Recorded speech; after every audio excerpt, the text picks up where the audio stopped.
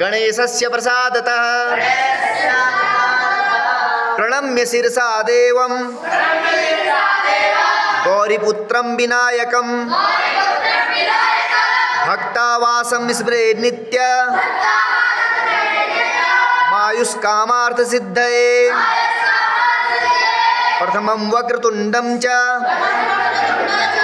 एकदन्तं द्वितीयकं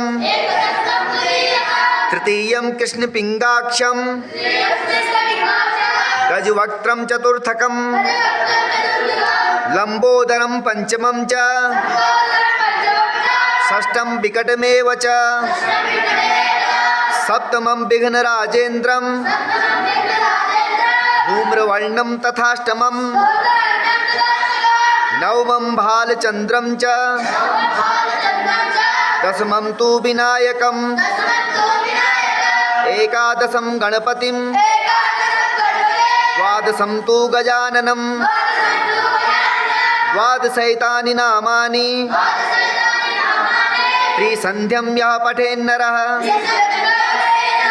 न च विघ्नभयं तस्य सर्वसिद्धिकरं परं विद्यार्थी लभते विद्यां धनार्थी लभते धनं